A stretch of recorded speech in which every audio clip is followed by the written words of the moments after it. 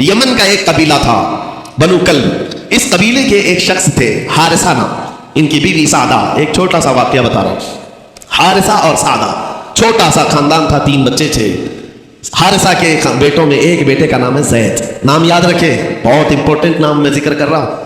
ایک ہی نام ایسا ہے جو قرآن میں آیا ہوا, وہ زید. یہ حارثہ کے بیٹے زید ہے, بیوی سعدہ ہے. یہ حارثہ اور سعدہ 3 بچوں کے ماں باپ تھے, ہنسی خوشی زندگی گزار رہے تھے. سعدہ ایک دن اپنے بچوں کو لے کر اپنے مائکے جا رہی تھی. راستے میں ڈاکوؤں کا حملہ ہو گیا, مال سب چھین لیا قافلے کا.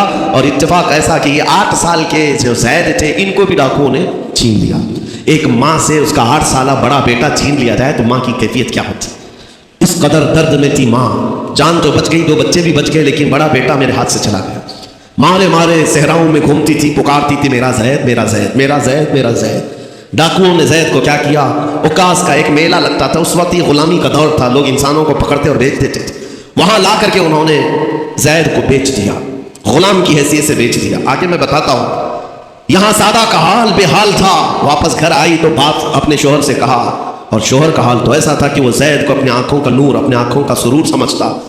اور اس قدر پیار اور محبت والا باپ مارے مارے گھومتا رہا گلیوں میں. اور ان کا لکھا ہوا ایک اشعار کا منظوم ترانہ ہے جو اپنے بیٹے کی جدائی میں لکھا. اپنے تو اپنے دشمن بھی وہ ترانہ سنتے تو رو پڑتے تھے. ایک باپ کا درد اپنے بیٹے کی جدائی, بہت روتے تھے بہت. ماں بھی دن رات روتی, باپ بھی پہاڑوں پر چڑھ جاتے اور وہاں سے صدا لگاتے, اے آسمان اگر تو نے زید کو دیکھا ہے تو میرے حوالے کر دے. زمین کے چپے کہیں اگر زید میرا زندہ ہے تو مجھے وہاں تک لے چل. یہ اشعار میں گنگناتے تھے, روتے تھے. اور زید کا کیا ہوا, اوکاس کے میلے میں بیچ دیا گیا. خریدا کون, حکیم بن حزام, جو حضرت خدیجہ رضی اللہ تعالیٰ عنہ کے بھائی لگتے تھے. یہ لے کر کے آئے اور حضرت خدیجہ رضی اللہ تعالیٰ عنہ اس وقت مکہ میں اور حضور پاک صلی اللہ علیہ وسلم کے نکاح میں. تو حضرت خدیجہ کے پاس یہ زید آ گیا, بھائی نے گفٹ کے طور پر دے دیا. حضرت خدیجہ کے گھر میں یہ زید جب آئے, اس وقت ان کی عمر یعنی 10-12 سال کے آس پاس رہی ہوگی. اور یہ ایسا لڑکا جو چھوٹی سی عمر کا, ادب اتنا تھا کہ ہر ایک کا ادب کرتا, بڑے اچھے خاندان سے تعلق رکھنے والا. ہوا کیا, ایک دن آفتاب رسالت, ماہتاب رسالت رسول پاک صلی اللہ علیہ وسلم کی نظر پڑی. دیکھا اخلاق و کردار میں کامل بچہ ہے, اور ایک ہی نظر میں بھاگ گیا. پوچھا حضرت خدیجہ سے, کہا کہ یہ غلام ہے, اوکاس کے میلے میں بیچا گیا ہے. حضور نے فرمایا یہ میرے حوالے کر دو, میرے حوالے کر دو. حضور نے جس کو پسند کر لیا ہو, حضور نے جس پر نگاہ رکھی ہو. اب وہ زید خوشی خوشی حضور کے پاس آئے.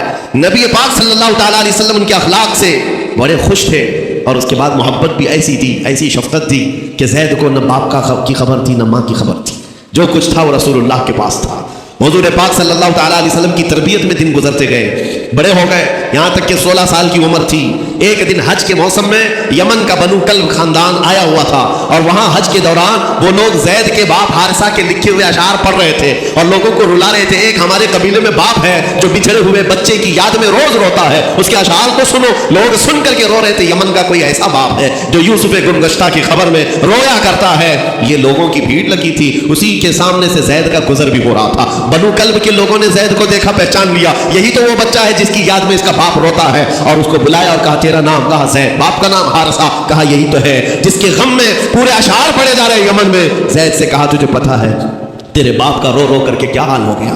تیری ماں صحراؤں میں آواز دیتی ہے, پہاڑوں پر چڑھ جاتی ہے. ایک بچے کے لیے اس کے ماں باپ کی جدائی بتا دینا کتنی بڑی بات تھی. میرے عزیزوں, سالوں کی یہ گم گشتہ خبر پھر سے واپس مل گئی ہے. زید نے کیا کہا کہ اب میرے ماں باپ سے جا کر کہہ دیں کہ رونا دھونا بند کریں, اونٹوں کی طرح ادھر ادھر بھٹکنا بند کریں, انہیں میرا سلام پہنچائیں اور کہیں انہوں نے جہاں مجھے دیکھنا تھا اس سے بہتر جگہ میں ہوں.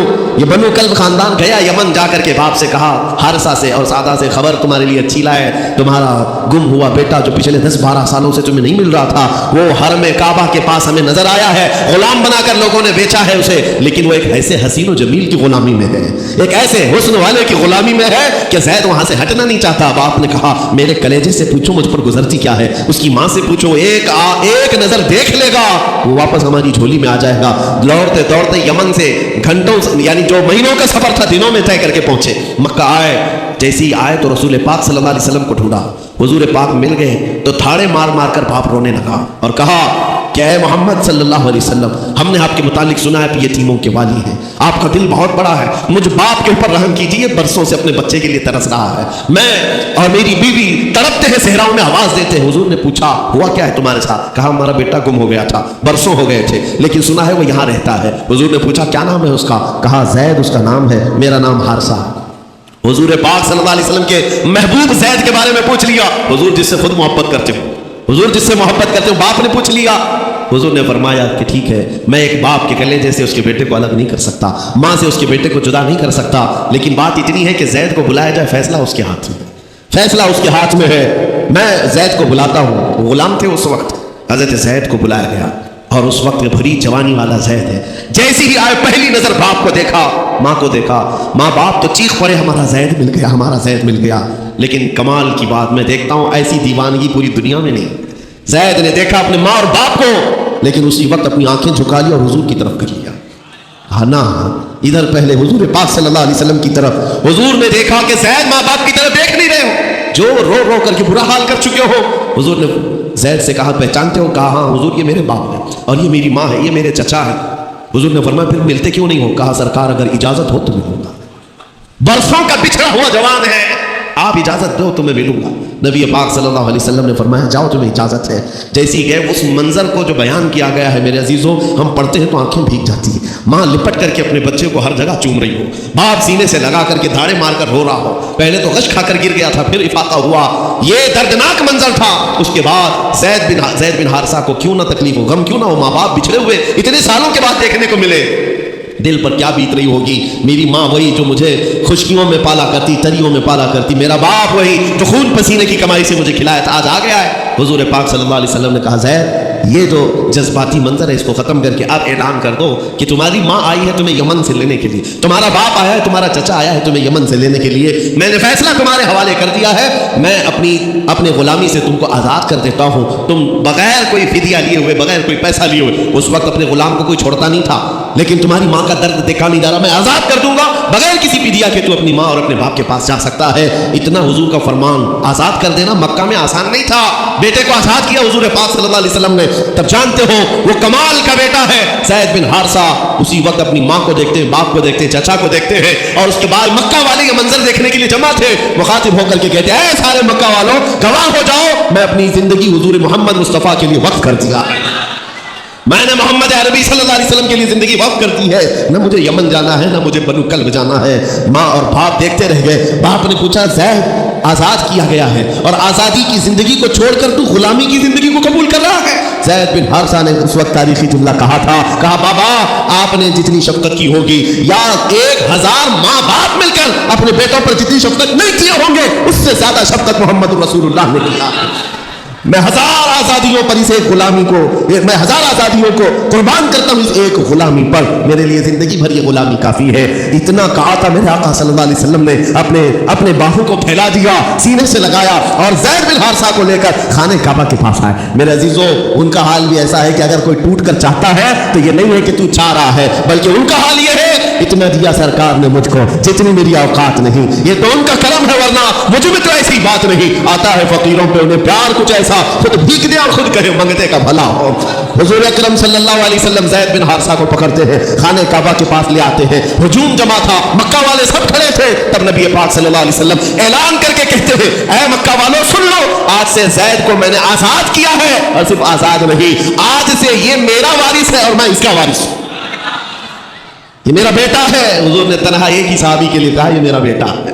اور اس کے بعد زید بن حارثہ کو لوگ جو مکہ میں پکارتے تھے زید بن محمد کہتے تھے، محمد کا بیٹا زید، رسول پاک صلی اللہ علیہ وسلم کے بیٹا ہونے کا شرف پایا ہے۔ میرے عزیزوں یہ جنہوں نے حضور صلی اللہ تعالیٰ علیہ وسلم کے دربار کا ایک بار مزہ چکھ لیا تو وہ پھر یوں ہی کہتا ہے پھر کے گلی گلی تباہ، ٹھوکریں سب کی کھائی کیوں، دل کو جو عقل دے خدا تیری گلی سے جائے کیوں۔ حضور پاک کی گلی میں جو ایک بار مزہ لے لے وہ پھر دنیا کی ٹھوکریں نہیں کھاتا۔ اسی لیے آج تم سب کے لیے میرے عزیزوں ایک ہی فرمان میرے آقا صلی اللہ تعالیٰ علیہ وسلم کا سنا کر رخصت ہوتا ہوں۔ ایمان کی حلاوت اس کو ملتی ہے جو اپنی زندگی میں سب سے زیادہ اللہ اور اس کے رسول سے محبت کرتا ہے، اللہ اس کے رسول سے محبت کرتا ہے۔ اور دوسری چیز یہ بھی ہے کفر میں جانے کو ایسا ناپسند کرتا ہوں جیسے آگ میں ہاتھ ڈالنے کو ناپسند کرتا ہے۔ کفار و مشرکین کے میلے آج لگ رہے ہوں گے لیکن تمہارا امتحان ہوگا، 31 نائٹ آنے والی ہے، یہ آزمائش کی رات ہے. لوگوں کو دیکھا جائے گا کہ تم کون سی عیاشیوں میں جاؤ گے. تم اس رات کو کیا دنیا داروں کو دیکھ کر ان کے پیچھے بھاگ جاؤ گے. ایک بات یاد رکھو، شیروں کو جس کام کے لیے پیدا کیا گیا اسی کام پہ رہنا چاہیے. اور شیر اگر اپنا کام بھول جاتا ہے تو کتے اس کے اوپر لگ جاتے ہیں. تمہارا کام کتوں کی طرح بھونکنا نہیں ہے، تمہارا کام شیروں کی طرح دھاڑنا ہے. میرے عزیز محمد عربی صلی اللہ علیہ وسلم کے وہ شیر جو گٹر اور نالی کے لیے نہیں پیدا کیے گئے، اعلیٰ اخلاق و کردار کے لیے پیدا کیے. تم امت محمدیہ خیر امت ہو، شراب پینے کے لیے نہیں، جوا کھیلنے کے لیے نہیں، تاش کے پتوں پر مال اڑانے کے لیے نہیں، غلط نگاہوں کو پھیلانے کے لیے نہیں، آوارہ گردی کے لیے نہیں پیدا کیے گئے. تمہاری نسبت رسول اللہ سے ہے. اتنی بات یاد رکھو، اللہ نے مجھے خیر امت کہا ہے. میری آنکھیں اٹھ رہی ہیں تو فرشتے بھی دیکھ رہے ہیں، رب تعالیٰ دیکھ رہا ہے. میرے چلنے پھرنے کو رب تبارک و تعالیٰ اس کے علم سے کوئی ایک ادا بھی میری بے خبر نہیں ہے، غافل نہیں ہے.